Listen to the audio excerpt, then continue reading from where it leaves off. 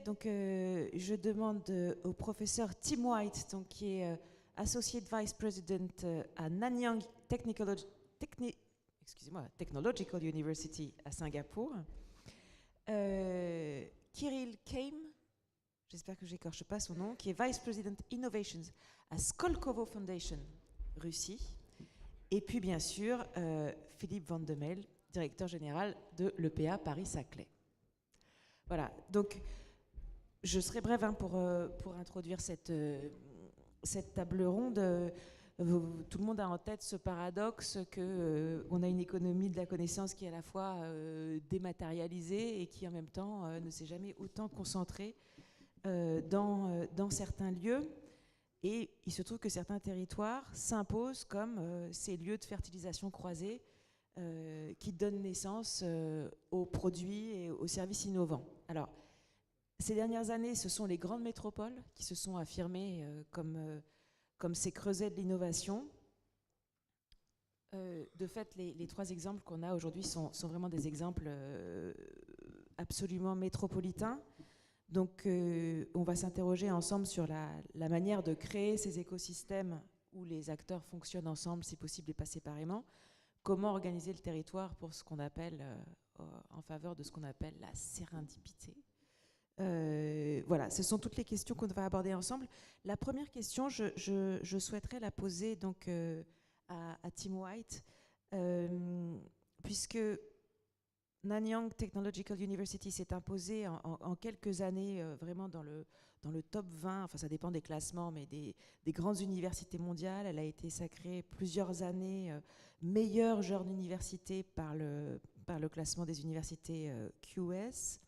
Mais au-delà du cas de NTU, donc de Nanyang Technological University, Singapour, parce que c'est pas la seule en plus, c'est pas la seule université, s'est imposée en quelques années vraiment comme une référence mondiale pour l'innovation et la tech, au prix d'une stratégie qui a été, je pense, structurellement, scrupuleusement pensée, puis suivie.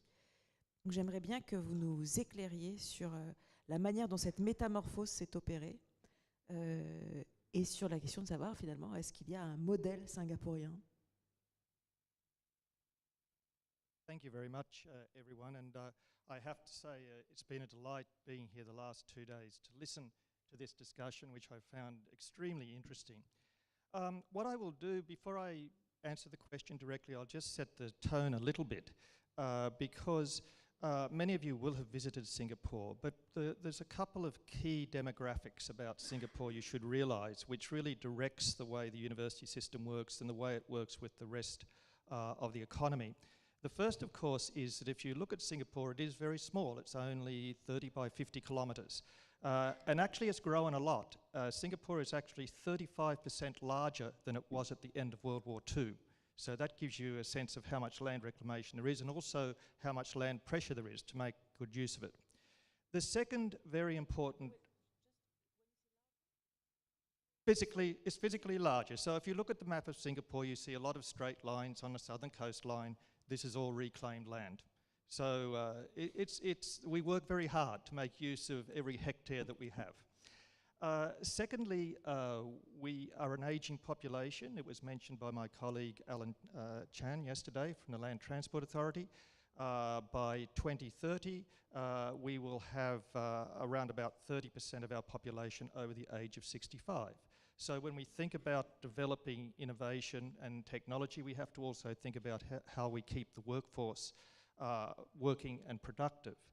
And then I think the last thing which is very important is that we are a very small community of inventors, innovators, technologists. Totally for Singapore, maybe we have 25,000 active scientists and engineers. 25,000, it's tiny. So this is the context in which we approach these problems. Now, the next thing, of course, is that we have what we call this whole of government approach to innovation. What does whole of government approach mean? It means that we have an integration of government policy, of the educational institutions, and also the private sector. And the anecdote that I like to tell to describe how this works is that if you look at the Singapore economy, there are a number of pillars. There is semiconductors, there is financials, there is petrochemicals, and what have I missed out? Manufacturing. So what was recognised around about the year 2000 was Singapore was becoming more expensive. Our wage structure was going up. These pillars of the economy would not keep us going indefinitely. So in very Singapore style, they decided to consult widely. What will be the next pillar of the economy in Singapore? And so after a couple of years of discussion, they said, pharmaceutical manufacturing, high value add, this is what we will use. Now, once that decision was made, whole of government approach came in. The universities were told, you will set up departments to cover pharmaceutical manufacturing. Economic Development Board, you will create incentives to bring large pharma companies to Singapore. The national laboratories, what we call ASTAR, Agency for Science and Technology, you will set up institutes in this area. So as a consequence of that whole of government approach, pharmaceutical manufacturing went from 0% of manufacturing GDP to something now, I think it's 22 or 23% in a period of just over 10 years. So very quick, but also very focused, and this is also a consequence of being a very small country. We can't do everything. We just don't have the resources, nor can we make a mistake. So once we decide to do something, then we have to really throw all of the infrastructure and all of the people towards it. The other thing that I should also highlight, being a small country, we only have one resource, and all of it walks around on two legs. So education, training, skilling, reskilling, deep skilling, this is going to become extremely important for us. And then there are important questions to ask. How do you train a 20-year-old versus a 40-year-old versus a 60-year-old? These are questions which we don't have complete answers to yet. There is a lot to be done. So that's really what this whole government approach looks like. And maybe just to wrap up a little bit further and how we then spread out into the community, next to where the campus of our university is, we're developing what we call the low carbon community. And this is essentially taking a lot of new technologies for water, for energy, so that we will have a low impact, low footprint community, suburb if you like, right next to the university, and that becomes a test bed for the rest of Singapore. So this is generally how we go about things. Merci beaucoup. J'ai beaucoup apprécié votre réflexion sur la gestion de l'incertitude et le fait que d'être un petit pays, ça engageait des choix et ça n'autorisait pas, ça ne donnait pas de droit à l'erreur. Finalement, je me dis qu'être un grand pays, peut-être que ça donne davantage de droit à l'erreur et que c'est peut-être pas si positif que ça, mais ça me permet de me tourner vers Philippe Vandemelde. Alors, évidemment, la tradition universitaire en France, elle est beaucoup plus ancienne, mais ça n'est pas forcément, enfin, c'est évidemment un atout, c'est en même temps, ça impose quand même une adaptation au monde contemporain, qui est celui des grands campus de rang mondial, à visibilité internationale, celui aussi des fertilisations croisées entre le monde académique et le monde économique, toutes choses auxquelles la France était peu habituée historiquement. Alors, c'est évidemment l'objet du projet du grand, c'est évidemment l'objet du projet de Saclay, donc je parle de projet, mais ça n'est évidemment plus du tout un projet, mais peut-être que ce serait intéressant que vous nous rameniez justement à l'époque où c'était un projet, pour nous raconter comment il est né et comment est-ce qu'il s'est imposé comme un projet d'intérêt national. Comme beaucoup de choses en France de grande ambition, c'est quand même beaucoup de l'État qui intervient, et ça a vraiment été une décision gouvernementale, et d'ailleurs le ministre en charge du projet, Christian Blanc, était là. C'était vraiment une intégration dans le cadre de ce projet du Grand Paris, dans lequel il a été souhaité de faire un cluster scientifique et technologique de l'innovation. Alors pourquoi Paris-Saclay? Je rappelle, Paris-Saclay, c'est un grand territoire qui se déploie sur 3 agglomérations, Versailles-Grand Parc, Saint-Quentin en Yvelines et Paris-Saclay en Essonne. Donc c'est vraiment un très grand territoire. Pourquoi ce choix-là?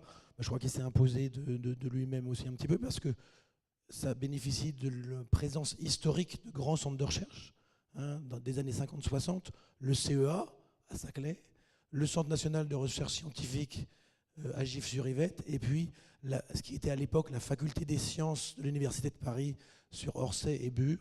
Donc il y avait déjà un terreau assez important, avec de très haut niveau de recherche et d'enseignement, qui est venu se compléter ultérieurement par l'école polytechnique, Supélec et HEC. Donc il y avait déjà un terreau. Et le choix du gouvernement était de porter ce projet de Paris-Saclay avec les 3 dimensions, dont le premier, c'est effectivement un pôle académique qui puisse être vraiment identifié au niveau mondial. Non pas qu'actuellement il n'y en a pas, mais se positionner dans les 10-20 premières mondiales. Et donc c'était ce grand projet-là qui a combiné à la fois la création de l'université de Paris-Saclay et par ailleurs de l'Institut Polytechnique de Paris, si je ne me trompe pas, qui vient de choisir son nom. Donc un grand pôle académique, mais aussi avec la volonté de regrouper énormément d'investissements publics depuis une dizaine d'années sur ce pôle, alors pour l'installation des grandes écoles, pour de nouveaux laboratoires, de nouveaux équipements. Donc il y a eu un énorme effort porté par l'Université de Paris-Saclay en grande partie, et ses différentes composantes. Le deuxième enjeu d'un cluster, c'est effectivement de faire le lien entre cette grande dimension académique, ces chercheurs, ces laboratoires, ces doctorants, avec le monde privé. Et il y a aussi sur ce territoire, et ça c'est quelque chose qu'on sait peut-être moins, énormément de centres de recherche privés qui sont présents sur tout le territoire historique. Alors c'est beaucoup dans les Yvelines, mais il y en a aussi dans l'Essonne, donc c'est sur ce grand territoire. Nous avons en fait sur ce territoire, historiquement à la base, 15% de toute la recherche académique française, mais aussi 15% de toute la recherche privée française qui se trouve sur ce territoire-là. Et l'idée de ce cluster, c'est justement de faire le lien. La proximité dans la démarche d'innovation est quelque chose de fort. Alors je cite souvent ce géographe économiste qui dit que les percées dans la connaissance traversent plus facilement les couloirs et les rues que les océans et les continents. Et je crois que c'est vraiment cette proximité. Alors c'est pas suffisant, hein, mais c'est remettre au même endroit sur ce. Et puis par ailleurs, de faire ça dans une logique, alors c'est plus le côté aménagement, d'un vrai territoire durable, hein, avec de nouveaux développements urbains. Donc c'est un territoire durable, un territoire intelligent, puis un territoire vivant. C'était dit dans la table ronde précédente, excusez ma voix, mais la table ronde précédente, c'est aussi l'usage et la vie qui fait le succès d'un territoire. Donc c'est vrai, quand on part initialement de Paris-Saclay, on voit ce beau plateau, mais c'est faire ça. Et donc ces 3 dimensions de durable, smart, enfin intelligent et vivant, on a la chance de pouvoir travailler dans cette dimension-là. On a la chance d'avoir un écrin assez extraordinaire. Il y a une zone protégée pour l'agriculture, la forêt, les espaces publics. On a effectivement aussi, dans l'aspect culturel, des grands pôles. Hein. Alors, le château de Versailles, bien sûr, mais la Cèdre nationale à Guyancourt, l'Opéra à Massy. Donc on a vraiment aussi au niveau culturel une offre à former. Et c'est vraiment ce travail collectif. Alors la différence avec Singapour, c'est qu'effectivement, nous avons plusieurs autorités locales, bien sûr le gouvernement central, mais la région, les départements, les agglomérations, les communes. Et notre travail quotidien avec l'université et les autres centres de recherche, c'est de travailler collectivement pour faire avancer ça. Et je crois que c'est vraiment, à la base, c'est une volonté d'État, mais qui a réussi à agglomérer l'ensemble des partenaires sur le projet. Merci. Je pense qu'on aura l'occasion de reparler un petit peu de gouvernance par la suite. Enfin, j'imagine. Oui, j'aimerais donner l'opportunité à Caril Keim, c'est bien comme ça que ça se prononce, Keim, de nous parler de l'histoire de Skolkovo, puisque d'abord, c'est une histoire qui est beaucoup plus récente, hein, puisque je crois que ça naît en 2009, mais en même temps, c'est un développement absolument spectaculaire et une ambition qui ne l'est pas moins, hein, qui est tout à fait considérable, puisque j'ai lu que vous ambitionnez de devenir le plus grand centre technologique européen. Donc, peut-être dites-nous où vous en êtes, et puis aussi sur quelles ressources vous vous appuyez, c'est-à-dire à la fois vos ressources locales, si j'ose dire, historiques, mais en même temps diplomatiques, puisque vous nouez énormément d'alliances, et puis également financières, parce que j'imagine que ça compte pour un projet comme celui-là. Everything starts with a good idea. And talking about Skolkovo, Skolkovo is a kind of geographical name. It's a small suburb city, used to be next to Moscow, and we just took this name and made out of this name of the innovation center. And as soon as everything starts with the idea, it was not 2009, but it was 2010 when the idea popped up in the head of the government. The reasons were that actually after the very good inheritance of the Soviet science during 2000s, the Russian science went into the certain cocoon stage when the science inside was, I mean, the basic science, fundamental science inside of this cocoon was very good and very well known in the world, but it was two problems. First, the science never give anything to the real economy. Actually, those scientific development appeared as a technology everywhere, but not in Russia. And the second problem, that the certain leakage, brain leakage out of this cocoon was visible for the government. So a lot of scientists was traveling all around the world and didn't impact anyhow neither Russian science or Russian economy. The idea was to create the innovation city, whereas the core of the city would be not only the institutions of the science, but as well the startups, the commercial company, which can, based on this fundamental science, create the technology and implement this technology in the real economy. It was the big question for the government if they need to start this type of innovation city around existing university or create a new one. We've been criticized because at the end of the day, the government took the decision to create the new university. But now, when this university became very visible on the Russian and international science arena, the critics stepped back. So talking about the role of the Skolkovo, there are three main parts of this role. The first one, we are building innovation city, which is next to Moscow, which is 375 hectares of the land, which previously was literally potato field. It's more than 2,000,000 square meters of technoparks, universities, social infrastructure, and everything was, I mean, right now in about the 50% of the construction stage, started 2011 because the idea was only 2010. I just remember myself when I started to work for the foundation, when I was driving in on this field, I did expect that my 4-wheels car come back with the 2 wheels. It was really, I mean, nothing. It was destruction. And right now I know that some of colleagues visited Skolkovo, and I very welcome call everybody to see what is this. It's a really scientific, very nice, very well designed city. The second part of our role, that's the university itself I mentioned. That's also the second core of us. It's the university called Skoltech. And if you are connected with the science, you actually can find the indexes of the scientists from Skoltech University. That's only master's degree and PhD. The tuition language is English. For the moment, it's a small university because the big campus was just opened last year. And it's around about 2,000 students and 100 faculty, PhDs and masters, yeah. But right now, they're going to scale up next 3 years more than 4 times. And more of those. For this campus is open its door for another universities from all over Russian federations, and some other older universities are joining this ecosystem. And the third core actually is intersection among those technological companies, startups, which are for the moment registered as a Skolkovo resident, more than 2,000 companies. It's a huge ecosystem. It's 23,000 people working in these startups, as well inside of the territory and outside of the territory. And this intersection with the industrial partners, because the idea, I mentioned this one, is to provide new technologies for the industry. And we are interacting with more than 500 industrial companies, and 100 of those industrial companies are already opened under construction, own R&D centers on the territory of Skolkovo. It's not only Russian companies, it's such companies as Cisco, Boeing, IBM. Airbus had a small office, but right now we're discussing right now to make it bigger. But Boeing is close, so it's a lot of discussions right now. With all those 3 main segments actually allows us to bring in this ecosystem more than 27,000 people involved in R&D activities. In order to achieve this, the government created special federal law which provides to the startups tremendous tax benefits. Actually, they pay no taxes, as well as R&D centers of the partners. They pay less as a security payments to the social systems.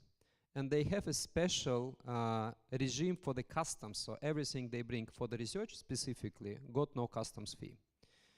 We have a rather high customs fee, and it's like a threshold protecting local economy. But for scientific equipment, for the Skolkovo startups, they can move it in easily without any additional payments. The project started as PPP, and initial investment was done mostly from the government side. But for the moment, the ratio between money involved from the state side and money involved from the private side is 35 to 65% ratio. Next 5 years, we do expect that this ratio would move to 20% government money and 80% in private money. What's important, we are very open ecosystem internationally, because Skoltech was created as the long-term agreement with MIT, involved open collaboration with other universities, a lot of international curriculums, and international professors are involved, so some of the faculty members doesn't speak Russian at all. As well, I would mention that all those startups, in order to enjoy tax benefits, they has to be Russian company, Russian registered company. But at the same time, we do not limit who owns this company. We have startups owned by the citizens or companies from Singapore, from China, from Germany, from the US, from Israel certainly, and even from Japan, which is a kind of tricky, because the word of startup for Japan in general is a kind of newbie, you know. It's very specific type of economy. We are moving ahead, and behind these 2,000 startups, they generates more than $1 billion as the revenue. They bring private investment in own businesses. We do not have, as a foundation, we do not have any shares of those startups or any rights for IP. They free to operate. It's property of the owners of those startups, and they bring annually around 200 to 300,000 million private investment. I would just mention another figure. 43% of VC deals last year was done with the Skolkovo startups in Russian Federation. Venture capital deals, private investment to the R&D. So that's what Skolkovo is now. Oh. Maybe I would be. Je serais curieuse d'entendre votre réaction par rapport à cette présentation, puisque finalement c'est un autre modèle de construction d'un cluster, d'un pôle de compétences, je pense, qui est très différent de celui que vous mettez en œuvre à Singapour. Comment est-ce que vous percevez éventuellement les convergences et les différences entre ces deux approches? Actually, it's not as different as it might sound.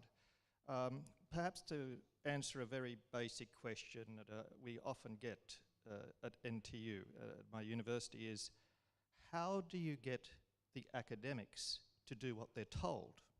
Because I think many of us have, it must be in French as well, you know, arranging academics is like herding cats. How do you get them to do what you want them to do? And first of all, you have to recognize one thing, that for the most part, professors like myself are lousy at business. We don't understand business, we're not interested in business. But hopefully we're quite creative and innovative. So how do we arrange ourselves to do this? And this is actually quite similar to the approach you've just heard. We're essentially a matrix organization in our university. The verticals are the schools and the colleges, what we're all familiar with.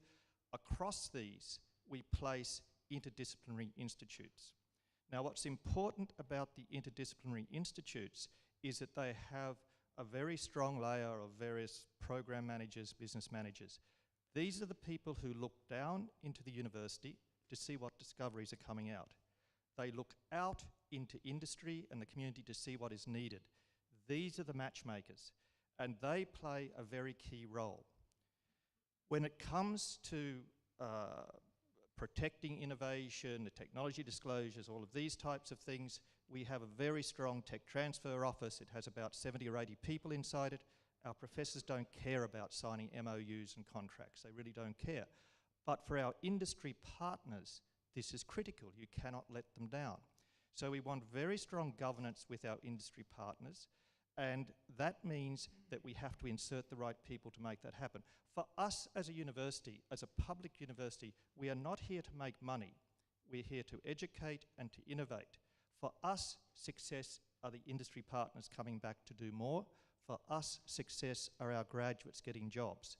That has to be the basic requirement of the university. So then we talk about reaching out to technology parks, getting venture capital and so forth. That then is a consequence of doing these things. So I think it's actually quite similar. It's not as different as you might think. En l'occurrence, moi je partage l'analyse. Avec Skolkovo, je découvre qu'on a démarré à peu près en même temps, en 2010. Il y a beaucoup de points communs, même la localisation par rapport à la métropole est absolument la même. C'est au sud-ouest dans les deux cas, on a l'impression de voir la même carte. Et aussi, alors Singapour c'est un peu différent, mais effectivement en termes de process d'innovation, c'est la même logique. C'est-à-dire qu'on est vraiment sur mettre dans un même lieu, mais aussi créer les événements qui font ça. Donc il y a beaucoup d'investissements. Alors là, avec Skolkovo, il y a beaucoup d'investissements. Il y a un enjeu toujours très très fort qui est l'accessibilité en transport en commun, qui est un enjeu très fort. Donc nous avons la chance, nous, d'avoir le Grand Paris Express qui va desservir depuis Orly jusqu'à Versailles en traversant l'ensemble du territoire, ce territoire. Donc c'est un point important. Mais c'est effectivement créer les lieux, créer les rencontres. Nous aussi, ce sont des universités publiques, hein, c'est tous des écoles publiques ou des universités publiques. Et c'est le travail avec les industriels et avec l'université. On anime l'ensemble des directeurs de recherche et développement des entreprises qui sont sur le territoire. Alors, je cite celles qui sont déjà présentes, Sanofi, Peugeot, Dassault Systèmes, Renault, Nexter, Airbus. Donc, il y en a quand même un paquet. Il y a même Oriba et Fujitsu qui sont déjà présents. Et puis, tous ceux qui vont venir, parce qu'on a déjà Total qui a décidé, les laboratoires Servier, IBM aussi. Donc, on anime tout ça pour les relier avec les laboratoires de recherche. Les chercheurs, spontanément, ne sont pas nécessairement tout de suite tournés vers l'extérieur. Et donc, c'est cette animation qu'on a avec l'Université de Paris-Saclay et l'Institut Polytechnique de Paris, de l'ensemble de ces choses-là. Autre aspect important, c'est vrai que nous avons 33 lieux d'innovation. Alors, des Fab Labs, des incubateurs, des accélérateurs, les noms sont tous différents, qui sont tous des soutiens, de l'accueil et du soutien aux start-up. Alors quand j'entends les chiffres de Skolkovo, j'en rêve. Mais il faut accompagner les startups, les mettre en relation avec les laboratoires de recherche, les mettre en relation avec des entreprises, les mettre en relation avec les futurs clients, donc les accompagner beaucoup, leur offrir tout ça. Et nous avons cette grande communauté des lieux et des incubateurs de recherche, avec d'aucuns qui sont plus importants, de Fab Lab, parce qu'on est aussi sur la technologie, donc du prototypage, voire même de la première série qu'on peut leur offrir sur place. Après, le territoire offre beaucoup d'endroits s'ils veulent se développer industriellement pour implanter des unités de production. Donc on a vraiment cet accompagnement des startups qui est un enjeu très fort parce que beaucoup de startups se créent puis tous ne réussissent pas. Il faut essayer d'augmenter le taux de réussite.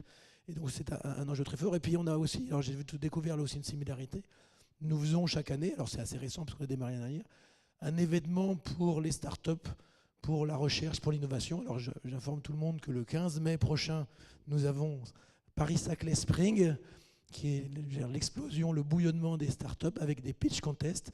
Et j'ai découvert qu'à Skolkovo, alors là aussi, ce n'est pas les mêmes dimensions. Nous, on espère 2000 à 3000 personnes, 5000 rendez-vous B2B. Alors, ils sont déjà à 15 000, je crois, donc on n'est pas du tout sur la même planète. Mais c'est vraiment cette dynamique-là, de créer les lieux, de créer les rencontres. Et souvent, l'innovation, c'est des compétences différentes qui se rencontrent. Je rêve de faire, comme ça a été fait à Grenoble, un Ideas Lab où on mélange des chercheurs avec des artistes, ce qui n'est pas spontané. Et ça débouche aussi sur de l'innovation. Donc c'est des rencontres parfois improbables. Et on se doit de créer ces rencontres, d'avoir les lieux, d'avoir la vie, d'avoir ces rencontres. Et je crois qu'on partage la même dynamique sur ce site-là. Et c'est d'ailleurs pas étonnant que le MIT Technology Review avait identifié Skolkovo, Singapour et nous comme faisant partie des principaux sites d'innovation du monde. Parce que c'est ce type de proximité, de dynamique qui fait l'innovation future et la richesse de l'industrie du futur. J'aimerais bien creuser un tout petit point parce que j'ai l'impression que je crois entendre une approche quand même assez différente de la manière de faire surgir l'innovation des deux côtés de la table. C'est-à-dire que vous, Philippe, je vous entends dire finalement l'innovation, elle est comment dirais-je, inanticipable, et tout ce qu'on peut faire, c'est de mettre en relation des talents, des compétences, des types de structures différentes. Et vous, je vous entends dire, on a une institution un point d'articulation qui est central, qui est le point qui est capable d'aller chercher dans notre vivier d'académiques ceux qui sont capables d'apporter des solutions aux besoins qu'on a identifiés dans notre vivier d'entreprise. J'ai l'impression que c'est quand même assez différent.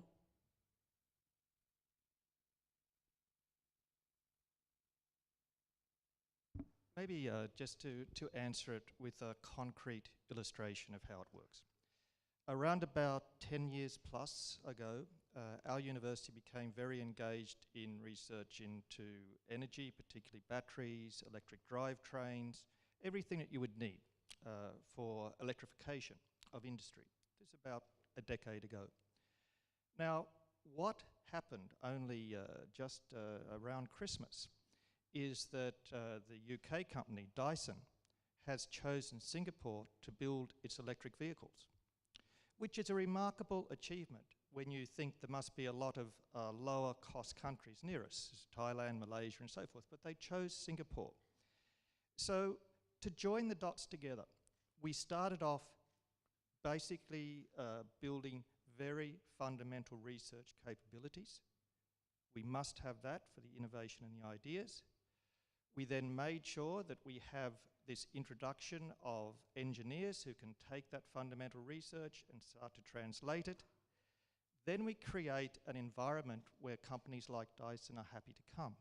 Of course, that's a small part of the entire picture, because at the same time as that is happening, just near our university, they're building the next generation port in Singapore, which is going to be entirely electric. They plan to have the Dyson manufacturing plant near there. So we basically create this entire stream of activity.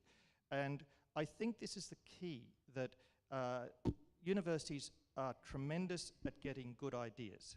They're not so good at capturing value from those ideas. So you have to create this complete ecosystem and the dialogue between all of the parties. This is very important. And we have a special term that's used in Singapore. It's called use-inspired basic research. It basically means that you must have that pool of innovation coming out of the universities, but from the beginning, you're looking forward, how might it be used? And that's achieved by talking to the companies very early. May I comment on the second approach? You know that the approach which Tim described is a classical university approach. It's, I mean, Skoltech, which is a part of Skolkovo, doing the same. Skolkovo finding the right client or getting the request from the right client, big industrial company, and makes so-called Center of Research, Innovation and Education, and working on the certain request, building the team, bringing the additional companies all over the world, making research on the basis. The foundation itself, it's like a big magnet with the system of filters which is screening the whole territory, Russia, CIS countries, even abroad, and looking for the competences, group of people with the competences, with very good basic science which can be converted into technology. And we are working on a very mass approach, with the widest part of the funnel, filtering annually around about 5,000 to 7,000 different projects.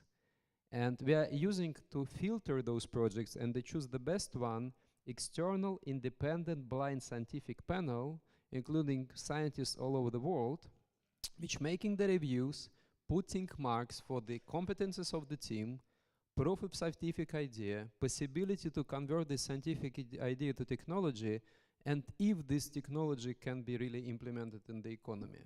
At the end of the day, at the bottom of this big funnel, we have maybe annually additionally 300 to 400 startups only. And that's the approach which is the pull approach. University is more push approach. University sells the competencies they have inside of, if they bring additional competencies from outside for the certain team. I think, I mean, it could work only on the big scale. It could work only as the mixture of two approaches. Otherwise, it would be either pure brokerage of technological knowledge or pure science. And we are trying to mix both together. And what's also interesting, you know, in different countries even, and definitely in different regions of Russian Federation, we saw that sometimes the local government can create very nice technopark, very nice campus, but those campus would be empty without bringing some additional benefits. And the benefits for the people who are making research are very simple, really. Definitely there is a basic social needs you need to cover. Nobody would like to live in wigwam next to the campus. But at the same time, what they're looking for good expertise, they're looking for the knowledge, and they're looking for possibility to realize the potential not only in the scientific article in the high rating magazine, but as well to realize their knowledge for the certain joint project with the industry. And that's multiple cross lines and meetings with the industry.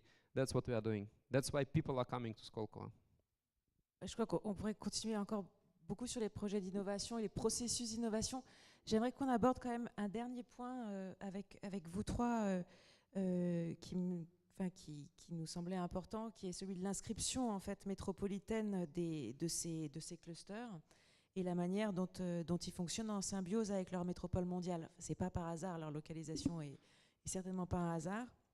Et en même temps, ça n'a rien d'absolument évident, sauf peut-être dans le cas de Singapour, mais on y reviendra. En tous les cas, si on parle de Paris-Saclay, l'inscription métropolitaine, on voit qu'elle suscite quand même elle n'a pas le caractère d'évidence qu'elle devrait avoir. On a vu les débats qu'il y a eu sur la desserte par le Grand Métro. Il se trouve que Saclay n'est pas dans la métropole du Grand Paris. Mais que finalement, vu de l'étranger, vu de Chine, vu des États-Unis, c'est sûr, Saclay, c'est Paris. Mais vu de Paris, c'est moins évident. Donc, comment est-ce que vous appréhendez ça ? Non, mais Paris-Saclay, le projet de Paris-Saclay, qui est quand même sur ce grand territoire, fait partie de la métropole de Paris. Alors, je ne sais pas comment on appelle le Grand Paris. Il ne faut pas confondre la partie économique, physique de l'institutionnalité des choses. Donc, c'est plus compliqué. Donc, non, on est consubstantiel. Ce projet a pris sa source aussi dans la réflexion sur le Grand Paris Express, puisque s'il n'y a pas la prévision d'une ligne de transport de haute capacité qui permette de desservir ça, c'est vrai que ce n'est pas évident d'aller mettre Paris-Saclay à cet endroit-là. Mais non, on travaille en parfaite harmonie. Alors c'est vrai que c'est un travail de partenariat permanent, mais je crois que c'est chose importante. Bien sûr avec la région Île-de-France, bien sûr avec l'État, ça va de soi, mais la région Île-de-France, Business France au niveau de l'État, et puis les trois agglomérations qui ont la compétence de développement économique. On a mis en place un travail collectif. Alors c'est sûr que ça fait partie de la France et on y vit très bien. Donc ce travail collectif pour pouvoir travailler, vraiment présenter le projet globalement ensemble. Donc on est vraiment dans cette logique-là. Et c'est évident qu'au niveau international, c'est pas Saclay, le village de Saclay, j'exagère, mais il y a quelques années, c'est 700 habitants dans une zone totalement rurale. Le nom de Saclay vient du nom du plateau, parce que c'est pas le village lui-même qui accueille grand-chose, sauf le CEA quand même. Et donc c'est ce travail collectif des trois agglomérations, de la région et de l'État, que l'on anime, et c'est la richesse de la France de mettre beaucoup de gens autour des mêmes idées. Donc je crois que j'ai pas de souci par rapport à ça. On est vraiment sur cette dynamique-là, et on fait partie du Grand Paris, parce que notre attractivité vient aussi de Paris, d'un point de vue, évidemment c'est très lié au transport, mais d'un point de vue attractivité mondiale, économique, même des startups, même scientifiques, et on a la chance de profiter de cette attractivité, aussi bien de Paris que de Versailles, parce que Versailles aussi est reconnu mondialement, alors pas pour sa partie universitaire, mais pour une partie historique, pour sa qualité de vie. Donc c'est aussi un attrait pour nous. Donc on est pleinement dans ce grand Paris tel que, je dirais, l'a conçu au départ le gouvernement. Je pensais que vous nous diriez que Paris avait la chance de profiter de l'attractivité de Saclay. Mais en fait, on est l'Innovation Lab, l'Innovation Playground. On s'identifie comme l'Innovation Playground de Paris. Oui, on est ça. Alors, c'est toujours difficile parce que Paris même, il y a tout à Paris. Donc, mais quand on regarde la recherche académique d'Île-de-France, il y a 40% de cette recherche sur Paris-Saclay. Il y en a 40% quand même dans Paris intramuros. Et puis le reste se répartit les 20% restants. Donc, on est vraiment l'Innovation Lab. Mais Paris même a toujours une attractivité forte, même pour nos start-upers. Les grands centres de recherche privés, ils viennent s'installer un peu plus au large parce que c'est quand même moins cher. Mais les start-upers, c'est vrai que la vie est à Paris. Donc on essaie de travailler justement avec cette symbiose. Donc je pense qu'on est vraiment en partenariat, alors c'est pas simple, hein, mais en partenariat avec la capitale, la ville lumière, la ville monde, dans lequel on s'inscrit parfaitement. Merci. Kirill, j'aimerais bien que vous reveniez sur cette dimension de l'articulation entre le projet de Skolkov et celui du Grand Moscou. Finalement, j'ai cru comprendre qu'il y avait beaucoup de similarités dans la manière dont ces deux projets ont cheminé ensemble, entre le cas de Paris et le cas de Moscou. Alors, est-ce que Paris a été un exemple pour vous? À ce moment-là, comment est-ce que vous appréciez l'évolution de sa trajectoire? Nous, c'était pas des champs de patates, hein, c'était des champs de céréales. Oh.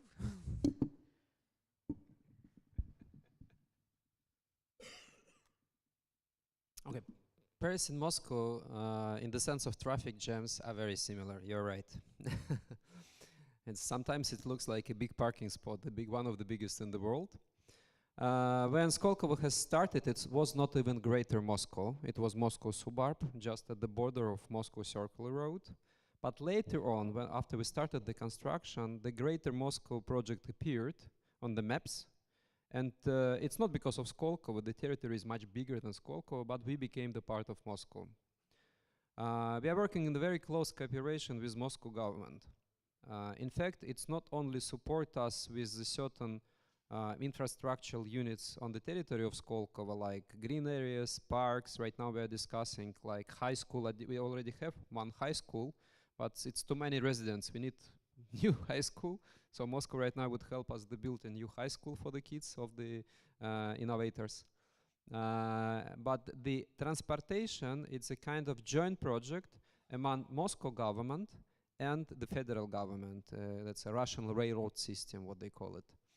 You know, that's Moscow and the federal government working closely together in order to provide this support with the transportation system. That's always the issue for the startups. Moscow is a beautiful city, really. I mean, if you have a chance, please come. Not even to Skolkovo, but just to Moscow. If somebody was there and visited the football championship, I mean, somebody here in the hall.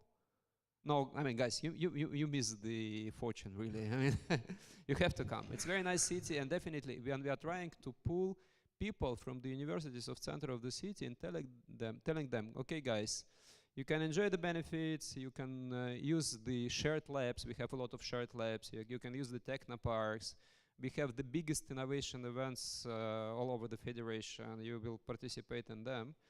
For some of the specifically scientists, it's very difficult to left alma mater and go somewhere else. And sometimes psychologically, it's even more scary than in the real life. I'm living nearby Moscow State University, which is a very much center of the city.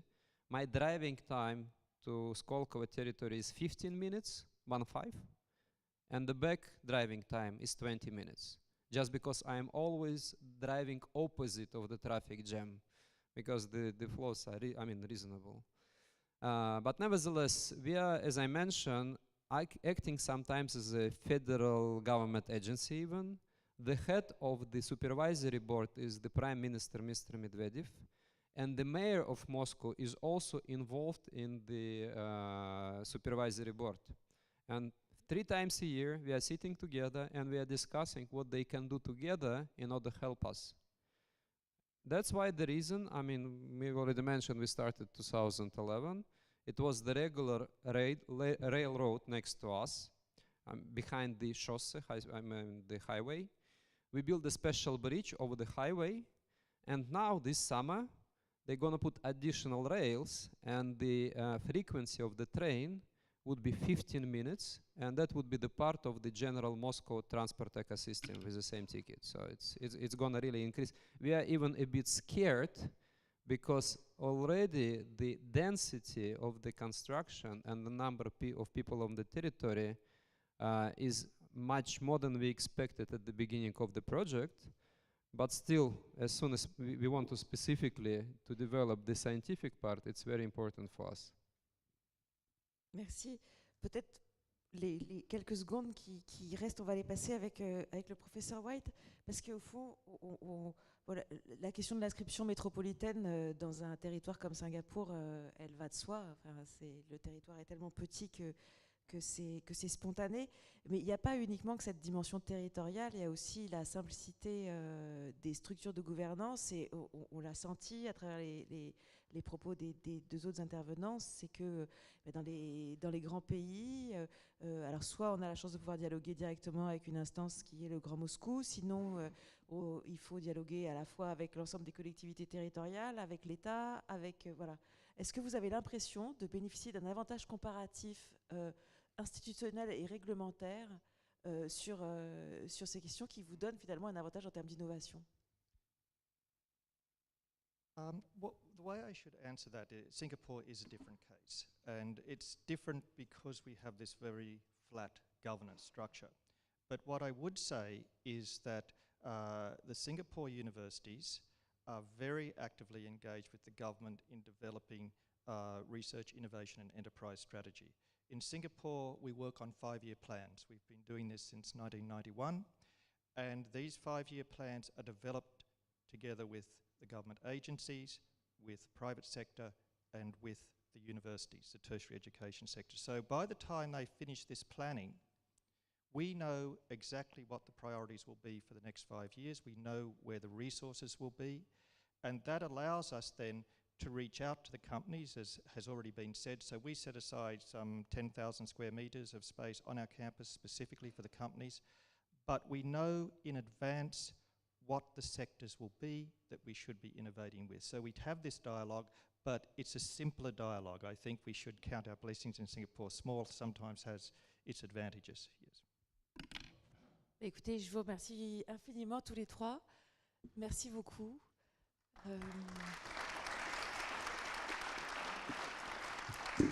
Et je vois que l'heure tourne et qu'il nous reste une table ronde. Donc sans autre transition, merci.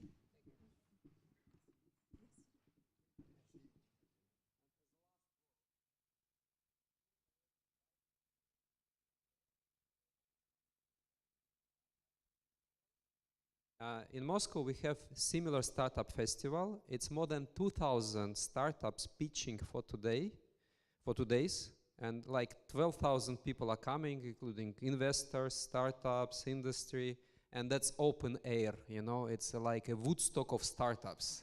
Very nice place to come. I mean, rock and roll, love, no drugs, no drugs. You're very well welcomed. It's already open. It's called startupvillage.ru. You can register, you can come. You're warmly welcome. Thank you. Merci.